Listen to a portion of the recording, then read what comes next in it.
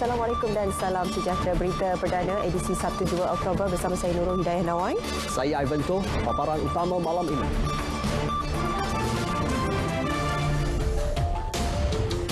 Belanjawan 2022 fokus kepada usaha bantu rakyat yang terkesan dengan pandemik COVID-19.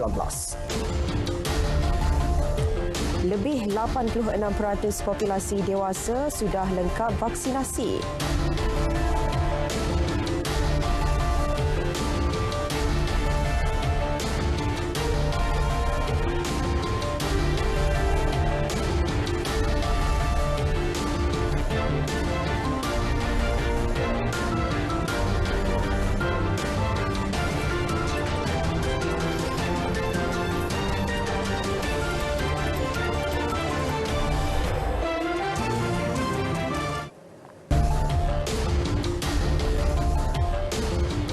Terima kasih kerana memilih berita perdana. Belanjawan 2022 akan memberi fokus kepada rakyat yang masih ramai terkesan akibat pandemik COVID-19. Tumpuan kepada pelaksanaan inisiatif jangka pendek yang dijajarkan dengan dasar dan strategi Rancangan Malaysia ke-12, RM ke-12 bagi mencapai matlamat keluarga Malaysia makmur, inklusif dan mampan. Jelas Perdana Menteri Datuk Seri Ismail Sabri Yaakob, meskipun banyak sektor ekonomi sudah dibuka, masih ada rakyat semakin susah. Ia kesan berpanjangan akibat pandemik serta pelaksanaan Perintah Kawalan Pergerakan PKP dan Sekatan Pergerakan Penuh. Namun keadaan rakyat semakin baik dengan penurunan kes COVID-19 yang membolehkan banyak sektor ekonomi dibuka semula.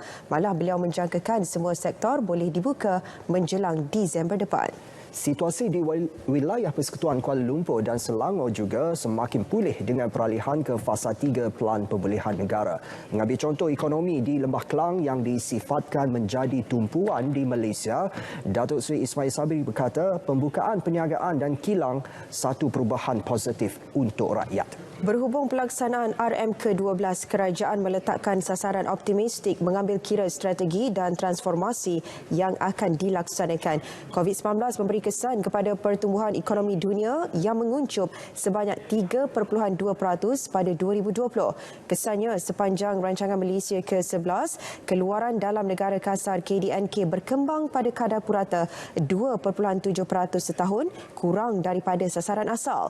Penguncupan ketara sebanyak 5.6% pada 2020 meskipun negara mencapai pertumbuhan lebih tinggi 4.9% setahun dalam tempoh 4 tahun pertama RM ke-11. Keberhasilan kebahagiaan atau Key Happiness Outcome KHO akan diperkenalkan sebagai instrumen untuk mengenal pasti dan memantau kepuasan serta suara rakyat melalui konsep keluarga Malaysia. Menurut Perdana Menteri, instrumen itu akan menjadi panduan kepada kerajaan dalam meningkatkan prestasi, pelaksanaan dasar dan sistem penyampaian yang lebih baik kepada keluarga Malaysia. Jelasnya ketika wawancara khas Frasa Keluarga Malaysia yang diperkenalkan pentadbiran beliau adalah konsep yang bersifat inklusif dengan matlamatnya semua rakyat melindungi ahli keluarga mereka. Menerusinya, keluarga Malaysia diharapkan menjadi satu budaya sesebuah keluarga untuk dibawa ke seluruh negara. Perdana Menteri berkata keluarga Malaysia merentasi sempadan agama, bangsa dan kaum, merangkumi kesemua lapisan usia sama ada anak muda mahupun yang telah berusia. Beliau mengambil contoh situasi perkahwinan melibatkan kaum berbeza di Sabah dan Sarawak yang boleh hidup bersama kerana sifat kekeluargaan dan budaya yang ada. Kebahagiaan itu adalah berlandaskan kepada konsep keluarga Malaysia yang menitik beratkan nilai-nilai didikan sempurna dalam sesebuah keluarga, mencakupi keterangkuman, kebersamaan dan kesyukuran berlandaskan rukun negara dan perlembagaan persekutuan.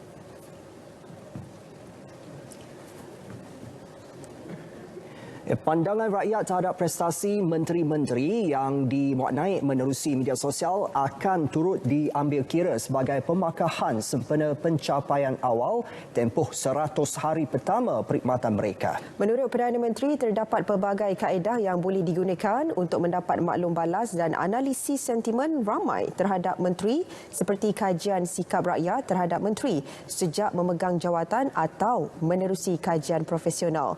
Perdana Menteri mengakui mengakui beliau sendiri rajin membaca komen-komen dan hantaran rakyat menerusi media sosial atau kadangkala menjawab sendiri komen-komen berkenaan. Jelasnya langkah itu bukan bertujuan untuk menghukum sesiapa tetapi sekadar mahu melihat setiap menteri termasuk beliau sendiri menjalankan tugas dengan sebaiknya. Beliau turut memaklumkan setakat ini terdapat keseimbangan penerimaan rakyat terhadap kerajaan terutamanya apabila usul rancangan Malaysia ke-12 dibentangkan pada 27 September lalu. Keseluruhan rancangan 5 tahun pembangunan negara itu diterima baik oleh rakyat dan diharap pelaksanaan dapat dilakukan dengan baik.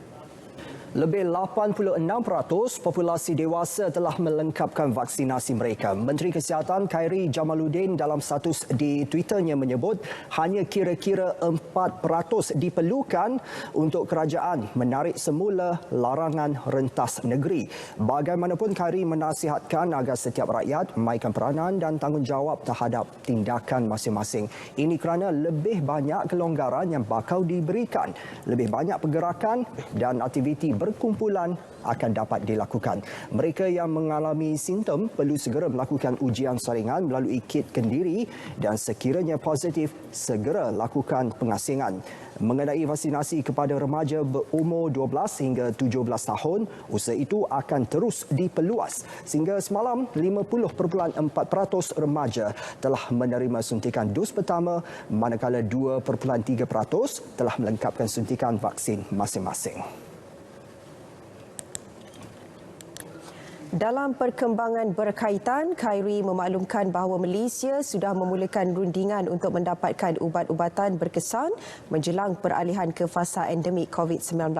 Ia sebahagian usaha kerajaan menambah pilihan rawatan inovatif baharu selain vaksin sedia ada. Makluman itu merujuk kepada laporan agensi berita antarabangsa berkaitan capaian kajian terhadap ubat baharu menentang COVID-19. Ubat antiviral dalam bentuk pil itu dibangunkan syarikat perubatan Mercy K yang berpangkalan di Amerika Syarikat. Ia dikatakan mampu mengurangkan 50% risiko kematian dan mengurangkan kemasukan ke hospital. Syarikat itu dalam proses mendapatkan kelulusan kecemasan pihak berkuasa kesihatan di Amerika Syarikat selepas selesai melengkapkan kajian klinikal ubat yang boleh merawat COVID-19.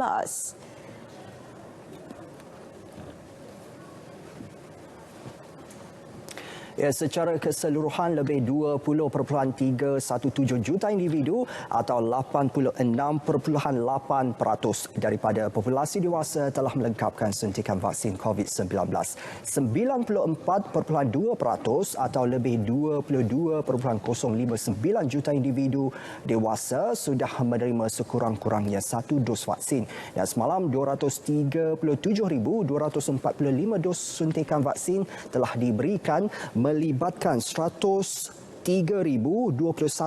dos pertama dan 134,224 dos lengkap berikut data harian dan kumulatif vaksinasi mengikut negeri.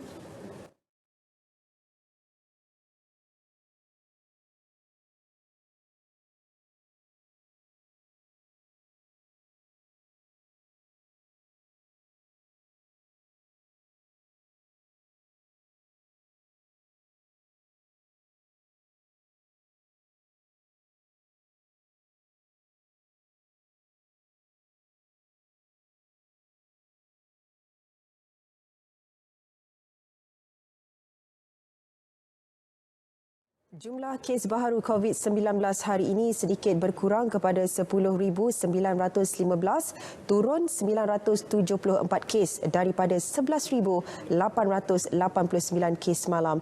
Sarawak kekal merekodkan kes harian tertinggi diikuti Selangor, Kelantan, seterusnya Johor.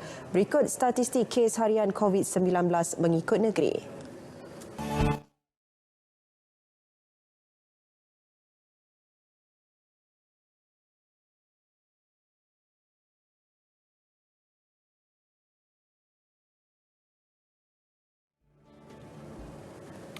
Perubahan tarikh pembukaan sekolah pada 1 September kepada 3 Oktober memberi lebih banyak masa kepada pentadbir sekolah membuat persediaan sewajarnya. Dengan lebih ramai guru melengkapkan vaksinasi, ditambah pula trend penurunan kes COVID-19 memberi keyakinan kepada ibu bapa untuk menghantar anak ke sekolah. Kita ikuti laporan wartawan Atika Ismail. Kaedah pengajaran dan pembelajaran di rumah dilaksanakan sepenuhnya susulan kenaikan mendadak kes COVID-19. Ia memberi cabaran kepada mereka yang terlibat sama ada berkaitan akses teknologi, jurang pendapatan dan liputan jalur lebar terutama kawasan luar bandar. Dengan kadar peratusan program imunisasi COVID-19 kebangsaan PICK yang kini mencecah kira-kira 87% bagi golongan dewasa, memberi keyakinan kepada kerajaan untuk membuka semula institusi pendidikan bermula esok. Sesi persekolahan secara bersemuka melibatkan negeri fasa 2 hingga fasa 4 tertakluk kepada ketetapan KPM dan penilaian risiko. Bagi memastikan semua pelajar tidak ketinggalan dalam pembelajaran, KPM turut melanjutkan sesi persekolahan tahun ini sehingga Mac 2022 untuk program intervensi. Sekali adalah mestilah dilakukan secara bersasar di mana kita mengenal pasti dahulu kumpulan pelajar-pelajar yang ketinggalan ini dan berapakah banyak ketinggalan yang telah mereka hadapi, dan dengan cara ini sekolah khususnya guru-guru dapat melakukan intervensi dengan lebih berkesan dan baik. Yang keduanya adalah kita juga harus meningkatkan kaedah-kaedah pengajaran semasa intervensi ini dengan lebih menumpukan kepada mengenal pasti keupayaan pelajar supaya pembelajaran itu menjadi benar-benar berkesan. Usaha guru-guru dan pentadbir yang bersikap fleksibel dan kreatif juga harus dipuji. Berasaskan kepada pengalaman-pengalaman tahun lepas dan awal tahun ini, maka pihak sekolah dijangka akan dapat menjadikan pengoperasian sekolah yang bermula pada 3 Oktober ini berjalan dalam keadaan yang lebih meyakinkan semua pihak. Aliran udara ataupun SOP untuk keberadaan di kelas-kelas tertentu, dan inilah akan membawa kepada keselesaan proses pembelajaran. Tenaga pengajar mengambil vaksin ini secepat yang mungkin sebelum sekolahan dimulakan mengikut fasa. Setakat 30 September lalu, kadar peratusan vaksinasi dalam kalangan guru yang lengkap 2 dos adalah 92.8%, manakala 1 dos 5.33%. Selain itu, lebih 1.39 juta remaja sekurang-kurangnya telah menerima 1 dos. Dengan kadar vaksinasi ini, bukti bahawa negara bersedia untuk beralih ke fasa endemik, termasuklah pembukaan sesi persekolahan secara bersemuka. Atika Ismail, Berita ATM.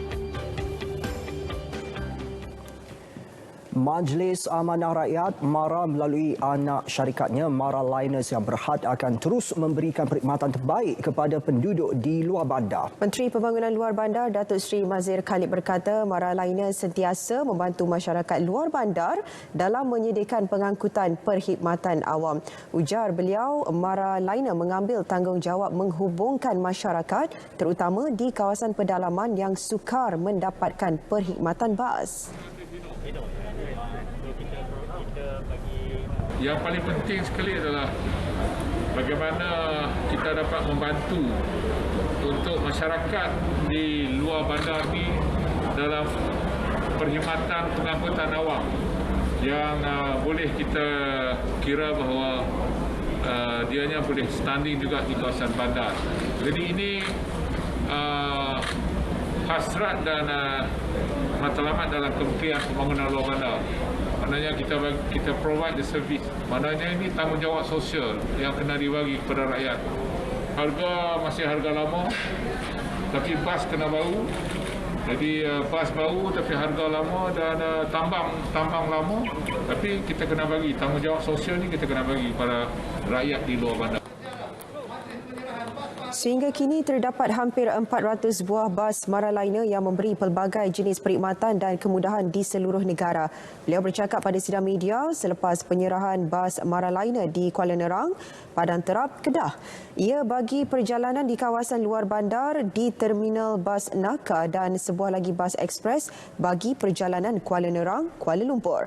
Sementara itu, Pegawai Eksekutif Maraliner Sdn Bhd Zakri Ismail Z. Ismail berkata, bagi membantu merancangkan gelembung pelancongan ke Langkawi, pihaknya turut menambah bas pelancongan terus ke Kuala Perlis. Maraliner sebenarnya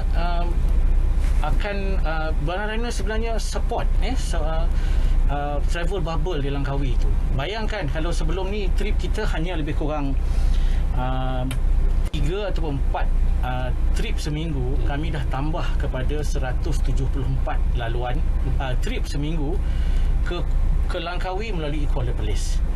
Dan pada masa yang sama, sukacita juga saya menyatakan di sini, kita juga bersedia sekiranya kerajaan mengumumkan travel bubble untuk ke Tioman dan juga di Pangkor, Maraliner juga bersedia. Trip kami di Tioman akan berhenti di Mersing dan juga trip Maraliner ke Pangkor akan berhenti di Lumut. Perkhidmatan cemerlang kepada rakyat khususnya golongan memerlukan perlu jadi keutamaan jabatan dan agensi kerajaan. Ini selari dengan konsep keluarga Malaysia yang mempamerkan nilai prihatin dan kasih sayang. Menteri Komunikasi dan Multimedia Tan Sri Anwar Musa optimis ia akan memudahkan setiap urusan rakyat dan kerajaan.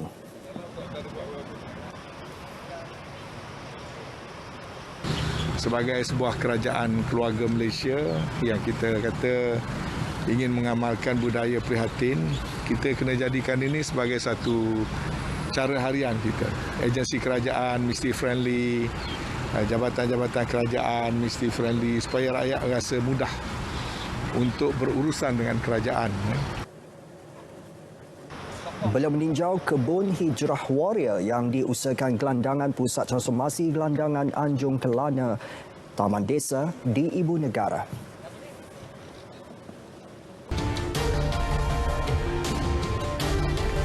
Membantu menguruskan pengebumian jenazah COVID-19 tanpa mengenakan sebarang bayaran. Usaha murni Persatuan Kebajikan Prihatin Mersing itu bertujuan meringankan beban waris mangsa COVID-19 khususnya dalam aspek keuangan. Kita ikuti laporan yang disediakan wartawan Erwin Zaid dalam segmen COVID Itu Benar. Polis akan mengeluarkan notis tawuran kompak. Itu antara mesej yang kita terima hari-hari sepanjang tempoh kita berjelasan Membantu pesakit COVID-19.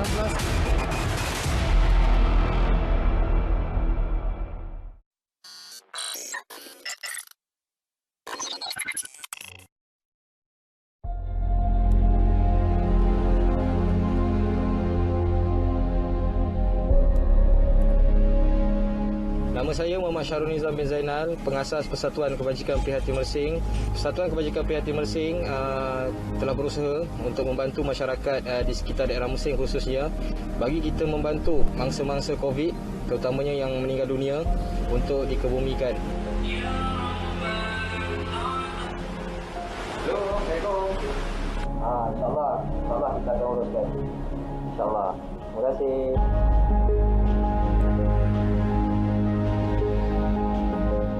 Kita membantu waris untuk memudahkan pengurusan jenazah COVID. Perasaan yang bermain di fikiran saya ketika saya menguruskan jenazah-jenazah COVID ini adalah apabila saya membayangkan yang meninggal itu adalah salah seorang waris kita, ayah kita ataupun ibu kita ataupun kakak, anak ataupun sebagainya. Itu adalah daripada darah daging kita.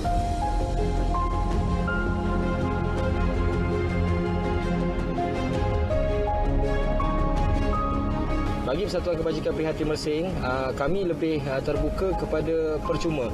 Yang mana bagi pengurusan jenazah COVID di Mersing, kami tidak meletakkan harga. Sebaliknya, berapa waris nak sedekah untuk persatuan, kami terima seadanya. Ataupun sebaliknya, hanya ucapan terima kasih pun sudah memadai bagi persatuan.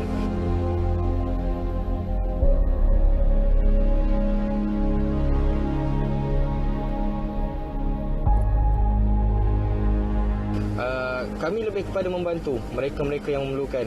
Bagi kebiasaan kos bagi pengurusan jenazah COVID ini, kalau di Johor Bahru, waris terpaksa membayar dengan sejumlah wang lebih kurang dalam RM650 bagi untuk tayamum sahaja, tidak termasuk kenderaan. Bagi kami di Persatuan Kebajikan Prihatin, kami mengambil inisiatif membantu waris untuk membawa jenazah pulang, terutamanya ke daerah Mersing atas permintaan waris.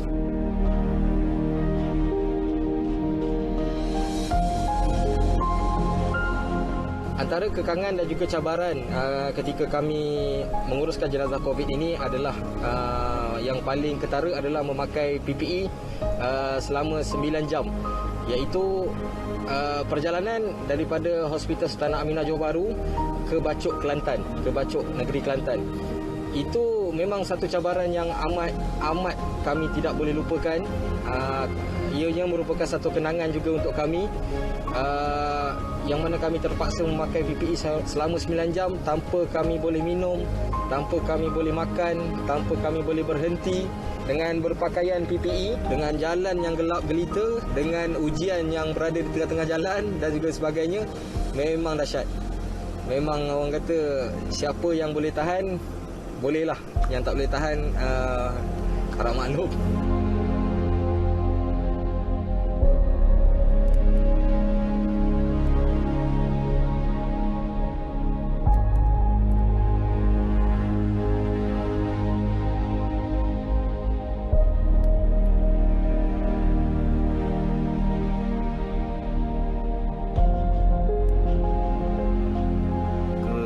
Sedih pada ahli keluarga tu lah bila melibatkan dalam ahli tu yang ada meninggal disebabkan COVID. Sebab apa diorang tak boleh nak rapat. Lagi satu, bila kat kubur tu diorang boleh tengok jauh je. Tak boleh nak rapat-rapat apa. Biasa kalau meninggal yang biasa ni, diorang akan boleh apa ni, cium apa semua kan untuk kali terakhir. Tapi bila meninggal COVID ni tak boleh. Tak ada. Perasaan waktu ikut perkali pertama tu memang tak ada rasa takut sebab kita nak bantu orang. Buat apa kita boleh takut, betul? Dalam rezeki kita ada rezeki orang lain. Kita percaya pada rezeki kita, insya-Allah Allah datangkan 10 kali ganda rezeki untuk kita. Allah kurniakan kami ahli-ahli volunteer, sukarelawan semua dengan rezeki sihat. Jadi kami bantu mereka-mereka yang memerlukan, terutamanya waris-waris. Jadi kita ambil inisiatif untuk membantu waris dengan kita meletakkan diri kita salah seorang daripada mereka. Jadi di situ kita dapat menjalani ataupun kita dapat berkhidmat dengan secara ikhlas, insya-Allah. Sumbangan bagi kewangan kami tidak menggalakkan, sebaliknya biarlah mereka menyumbang dengan barangan. Di musim Covid ni kita perlukan PPE, kita perlukan mask, kita perlukan glove, kita perlukan lain-lain alat perlindungan diri untuk kami jaga diri kami ketika pengurusan jenazah. Itu yang lebih digalakkan untuk disumbang.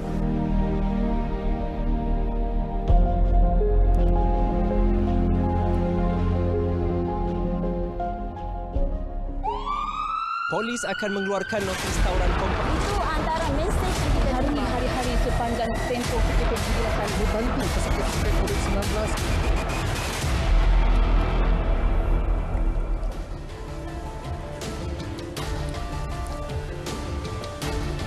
Baik, kita ke perkembangan ekonomi. Sejajar aspirasi keluarga Malaysia, Kementerian Pembangunan Usahawan dan Koperasi MEDAK komited dalam melahirkan bangsa usahawan. Ia juga bertepatan dengan usaha mempertingkat keseimbangan ekonomi kepada usahawan muda, seterusnya menjadi potensi dalam menjana pendapatan lebih menyeluruh kepada semua pihak. Menteri Tan Sri Noh Omar berkata beberapa strategi diperincikan berteraskan akses kepada peluang pembiayaan, adaptasi teknologi dan digitalisasi, pembangunan kapasiti dan akses pasaran.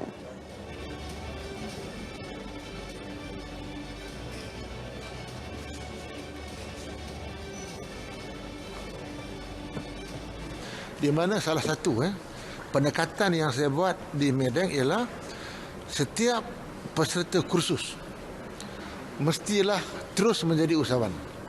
Saya tak nak lagi bila ada kursus,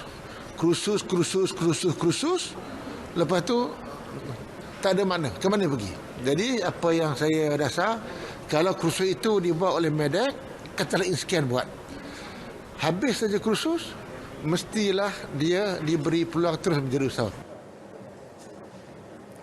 Menerusi program Tunas Usahawan Belia Bumi Putra atau TUB, Medak berjaya melahirkan 5,643 usahawan belia dengan nilai jualan keseluruhan RM135.7 juta. Program yang diperkenalkan sejak 6 tahun lalu telah mewujudkan 10,757 peluang pekerjaan. Ke arah merancangkan semula dan meningkatkan daya saing ekonomi negara, kerajaan komited memperluas skop program kolaborasi industri ICP yang bakal merangkumi sektor strategik seperti aeroangkasa. Namun, ia perlu perancangan teliti dalam merencana projek yang berupaya memanfaatkan semua pihak. Ketua Pegawai Eksekutif Teknologi Depository Agency TDA, Dr. Syarul Jambari berkata, strategi pemulihan ekonomi negara dalam rancangan Malaysia ke-12 memerlukan kerjasama erat antara pemain industri. Elemen kolaborasi itu sangat penting. Maksudnya sokongan daripada semua pihak, daripada agensi yang membuat perolehan, daripada syarikat yang mendapat kontrak, dan perkara ini perlu dijelaskan daripada awal. Perancangan sangat penting bagi mengenal pasti apakah projek-projek ICP yang kita akan laksanakan dan juga siapakah penerima manfaat ataupun syarikat tempatan yang akan manfaat melalui program ICP tersebut. Beliau ditemui selepas menjadi tetamu Selamat Pagi Malaysia di Angkasa Puri.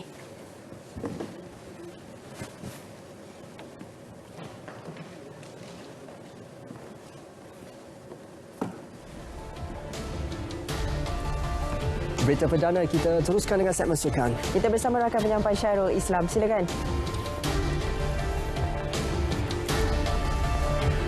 Badminton Piala Sudirman misi balas dendam ke atas Jepun. Pengisi penting Ronald Koeman bersama Barcelona. Itu paparan utama malam ini.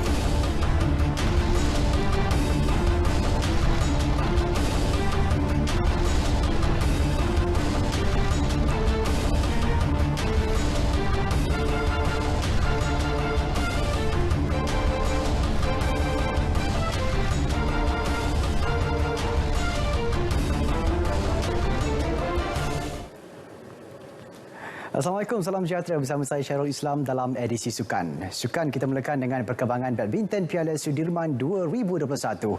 Kejayaan menewaskan Indonesia 3-2 di suku akhir awal pagi tadi melonjakkan semangat skuad negara menjelang aksi menentang Jepun malam ini. Kapten pasukan Lee Zijia berkata, kemenangan itu sudah pasti menambah keyakinan Malaysia untuk menyingkirkan naib juara 2019 itu dalam perebutan slot ke final sekaligus menebus kekalahan di peringkat kumpulan sebelum ini. Menjelang pertemuan ulangannya dengan pemain nombor 1 dunia Kento Momota dalam acara perseorangan lelaki, Zijia mengakui dia perlu lebih bersedia. Sebelum ini, pemain berusia 23 tahun dari Kedah itu tewas 18-21, 10-21 pada pertemuan peringkat kumpulan Khamis lepas.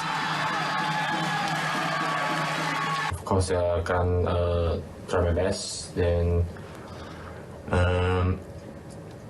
memang akan work on everything lah yang saya boleh dari segi strategi, dari segi mental saya akan prepare yang paling bagus lah.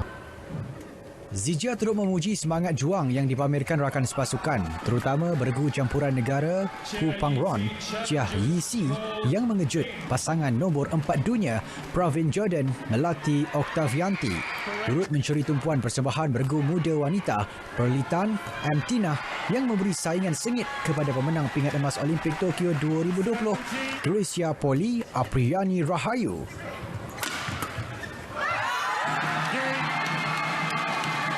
As a captain, saya rasa sangat bangga tadi nampak mereka punya fighting spirit semua. Bagi saya, tim kita hari ini menang semualah. Tak ada orang yang kalah. Dan dari semangat, dari team spirit semua, saya rasa kita tak kalah semua. Ini kali pertama dalam sejarah Malaysia menewaskan Indonesia pada kejohanan Piala Sudirman. Kemenangan dalam pertarungan hampir 6 jam itu menyamai pencapaian di Guangzhou, China pada 2009 apabila turut mara ke separuh akhir.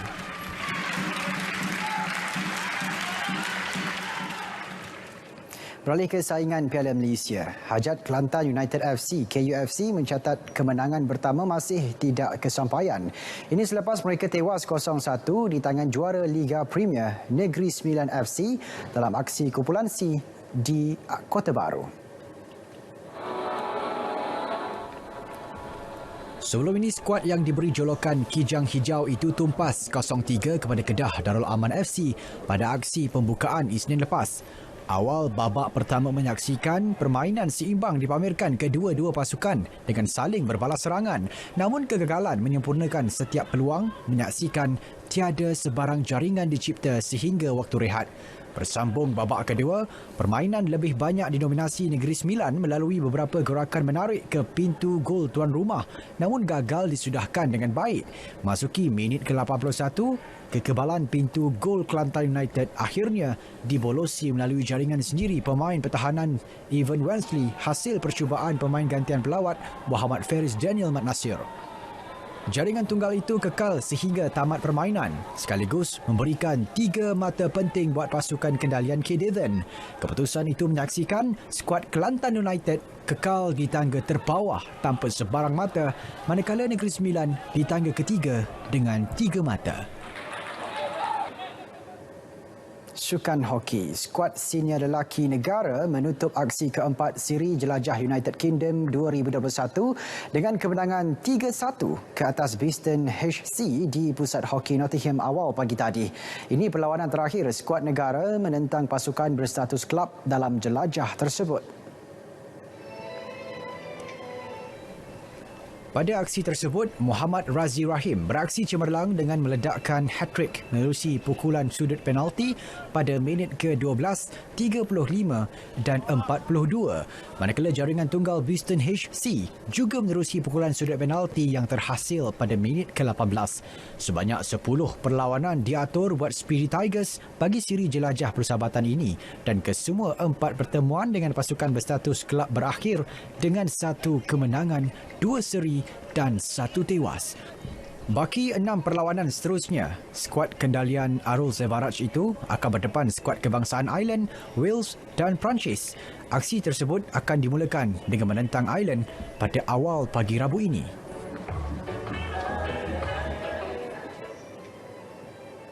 Kemenangan tersebut nyata melegakan Ketua Jurulatih Arul Silvaraj. Menurutnya, ia menjadi pembakar semangat terbaik buat pemain sebelum perlawanan menentang skuad kebangsaan Ireland pada 6 Oktober. Dari segi perlawanan, there was a good control, a good organisation dan juga tempo yang agak tinggi. Walaupun selepas berada dalam kereta perjalanan selama 3 jam dan sangkut dengan traffic jam, mereka masih keluar dengan semangat yang tinggi untuk menangi perlawanan terakhir bersama klub di England ini. Hari ini punya game kita dapat penalti corner dan 3 gol daripada Razi. It's good news lah untuk kita. So kita ada balance lah, field goal dengan PC goal. So kita orang akan prepare lagi untuk lawan Wales dan Ireland nanti. Selain Ireland, skuad negara juga bakal bertemu Wales dan Perancis bagi melengkapkan siri jelajah United Kingdom tersebut. Sebagai persiapan Sukan Commonwealth 2022 di Birmingham, England, pasukan bowling padang kebangsaan bakal menyertai program latihan serta perlawanan persahabatan di Birmingham bermula 11 Oktober sehingga 9 November 2021. Presiden Persekutuan Lawn Bowls Malaysia PLBM, Datuk Awalan Abdul Aziz mengesahkan perkara tersebut dalam mesyuarat agung Dwi Tahunan Persekutuan tersebut hari ini. Seramai 10 atlet yang merangkumi 5 wanita dan 5 lelaki di bawah setiaan Ketua Jurulatih Kebangsaan Zuraidi Putih akan ke program latihan di England itu. Bagaimanapun, Datuk Awalan menyatakan program ini masih menunggu lampu hijau daripada pihak kerajaan. Selepas hampir 2 tahun tanpa kejohanan luar negara, ia bakal memberi pendedahan yang secukupnya bagi atlet lawn bowls kebangsaan. Dan kita memahami semua kengkangan dan apa yang ada sekarang ni, dan kita berada dalam keadaan COVID. Jadi kita kena banyak pengorbanan. Jadi walaupun kita hanya dapat membawa setengah atlet kita akan menggunakan seluruh apa yang telah diberikan dengan sebaik-baiknya dan memastikan atlet-atlet kita dapat maklumat yang tepat dari segi macam coach cakap tadi, dari segi padang, gelanggang, cuaca yang kita kena sesuaikan, dan dengan harapan latihan di sana nanti akan memberi kesan yang baik. Selain program latihan, 2 atlet negara juga akan menyertai kejuaraan indoor bowls dunia di England pada April 2022. Sementara itu, Mesyuarat Agung Dwi tahunan ke-24 Persekutuan Lawn Bowls Malaysia menyaksikan Timbalan Presiden 2 Datuk Awalan Abdul Aziz yang memangku jawatan Presiden menang tanpa bertanding bagi penggal 2021-2023. Beliau memangku jawatan Presiden selepas Datuk Wan Nawawi Wan Ismail letak jawatannya baru-baru ini. Sementara Tengku Datin Seri Nur Hazah Tengku Abdul Aziz Shah dan Datuk Hasim Rusdi masing-masing menang jawatan Timbalan Presiden 1 dan Timbalan Presiden 2. Program Ceria Atlet Selangor yang telah dilaksanakan sejak tahun lalu dicadangkan untuk dimasukkan ke dalam kalender tahunan kerajaan negeri. Tahun ini, program yang memfokuskan kebajikan bekas atlet dan atlet para itu telah dijenamakan semula dengan tema Hargai Jasa Atlet serta melibatkan seramai 50 penerima.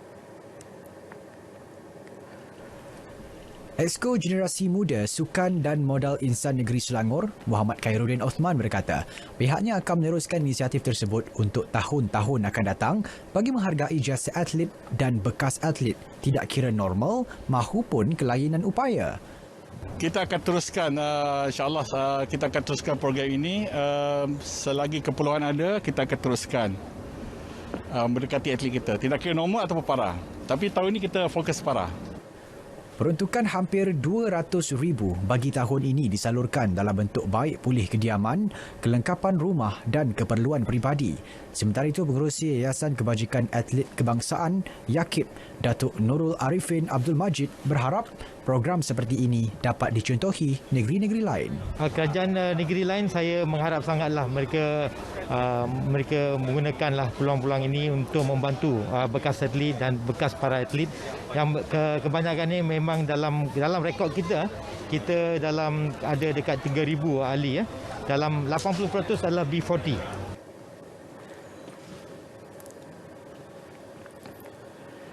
Menjelang aksi La Liga di antara Barcelona dan Atletico Madrid awal pagi esok, jurulatih Barca Ronald Koeman berdepan misi hidup mati. Ini selepas timbul spekulasi bahawa dia mungkin dipecat jika tewas pada pertemuan tersebut.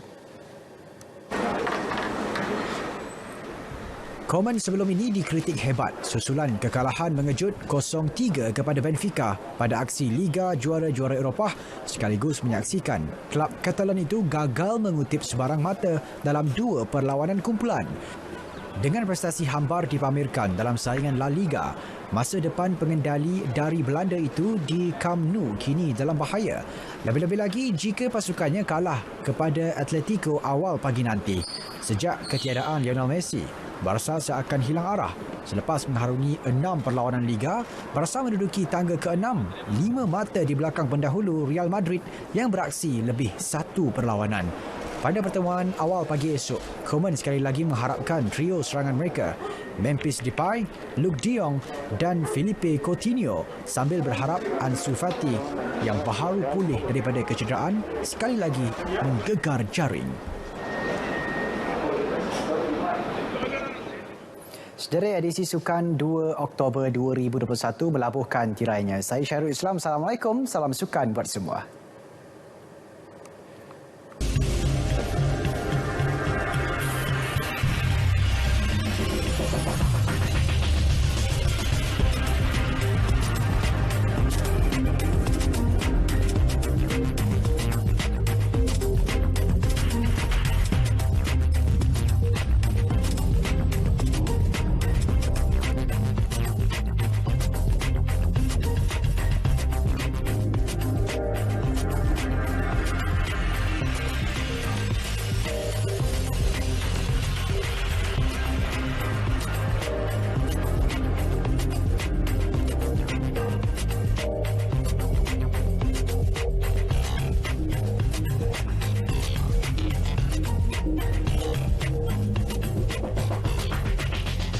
Kita teruskan dengan perkembangan banjir di Baling Kedah. Situasi masih tidak berubah.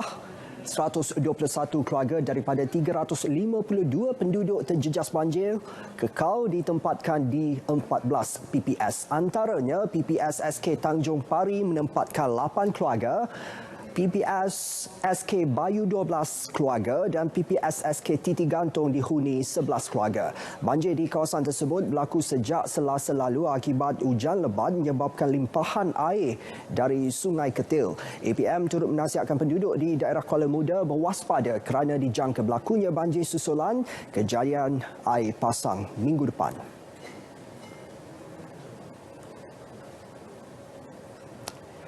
Sementara itu di Johor, satu PPS banjir masih dibuka di Sekolah Kebangsaan Seri Aman, Batu Pahat. 65 penduduk terdiri daripada 25 keluarga berlindung di sana. Kawasan terjejas melibatkan Kampung Baru Seri Gading.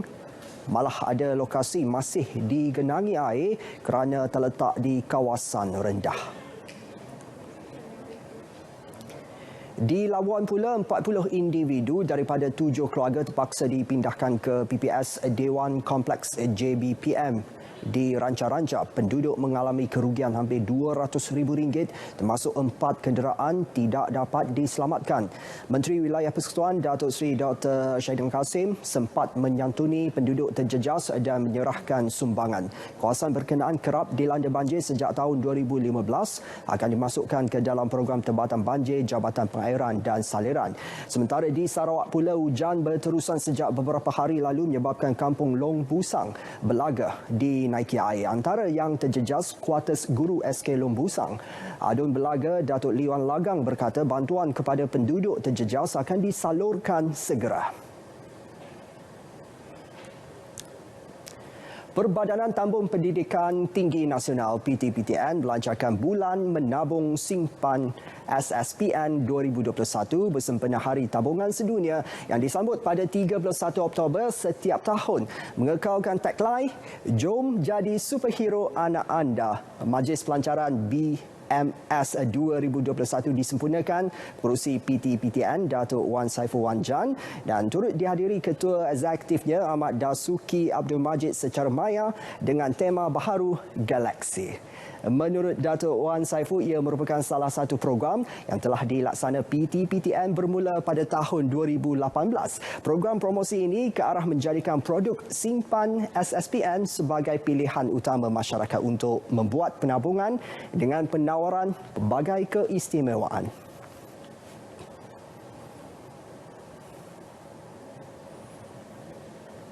Pelaksanaan Bulan Menabung Simpan SSPN pada tahun 2021 ini memperlihatkan komitmen dan kesungguhan kami di PTPTN dalam memberi galakan dan membudayakan perancangan kewangan sekaligus membuktikan manfaat tabungan walaupun negara kita masih belum menang menangani wabak COVID-19. BMS 2021 diadakan sepanjang bulan ini dengan pelaksanaan secara maya serta mematuhi SOP norma baharu. Berbagai kelainan dari tahun sebelumnya diperkenal tahun ini. Program dan pertandingan baru ini menarik untuk disertai ibu bapa dan anak-anak. Antaranya Bonding Chef Junior, Sembang Santai, Forum Cakna Keuangan, Siri PNT, Detik Indah bersama Si Manja dan My Parents dan juga My Real Superheroes. Manakala program berbentuk pertandingan pula ialah fotografi, Chef Junior, pertandingan mewarna dan cabaran #My Superhero Si Manja. PTPTN juga merencana program khas PTPTN Prihatin iaitu Jelajah Simpan SSPN. Asnaf ni dan kita menyediakan 5,000 penerima asnaf untuk sumbangan yang kita berikan melalui Pusat Zakat Negeri dan juga agensi kerajaan. So kita nak meraihkan semualah masyarakat di luar sana dalam menjayakan Bulan Menabung Simpan SSPN 2021 ini. Program CSR melalui sumbangan zakat PTPTN berjumlah lebih RM500,000 bertujuan memastikan golongan asnaf turut sama menikmati manfaat penabungan melalui simpanan SSPN agar masa depan pendidikan lebih terjamin. Selain itu, PTPTN turut memperkenalkan tabung impian dengan 7 karakter kejaya sebagai salah satu daya tarikan terutama bakal pendeposit baharu memulakan penabungan dan pendeposit sedia ada mengekalkan komitmen simpanan. PTPTN juga menyediakan kemudahan transaksi secara dalam talian termasuk pembukaan akaun simpan SSPN dan penambahan deposit tanpa perlu hadir ke kaunter.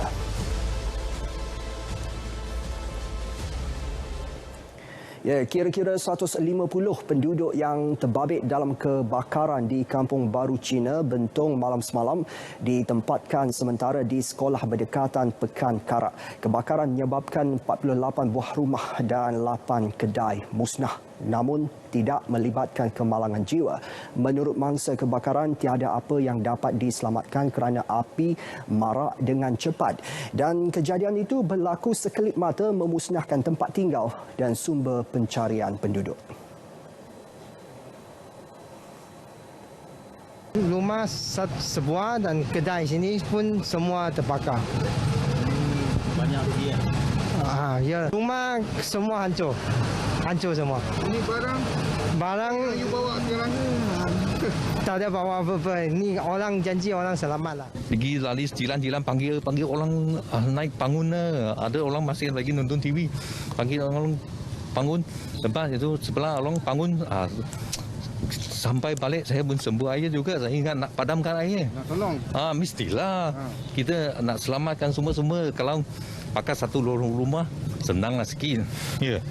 Mana tahu apa yang you dapat? Tolong you punya barang macam mana? Saya sendiri ambil beg sajalah. Nasib baik ada handset, tapi itu lepas jam pun tak ada ambil.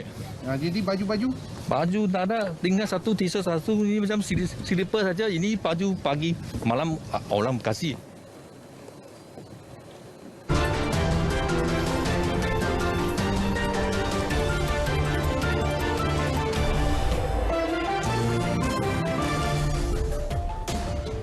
Patung gergasi berbentuk seorang gadis yang diletak dalam Sungai Nevian menarik perhatian ramai. Ia diletak secara senyap-senyap pada tengah malam Isnin lalu telah menggemparkan penduduk sekitar pada hari esoknya. Penciptanya Ruben Orozco dari Mexico menamakan karyanya itu sebagai bihar yang membawa maksud hari esok di bas. Gelagat seekor kambing berjalan dengan hanya menggunakan 2 kaki persis manusia mendapat perhatian warganet. Video misteri ini dikongsikan seorang pengguna Facebook dengan nama Alexander Souza dan perkongsiannya telah ditonton sebanyak 3.8 juta kali, meraih 22,000 tanda suka dan 196,000 perkongsian. Berita perdana 2 Oktober berakhir di sini. Mendepani pandemik COVID-19, marilah kita terus berganding bahu memulihkan negara demi keluarga Malaysia. Yang sahih di Berita RTM, salam sejahtera. Dan dengan ini, Assalamualaikum.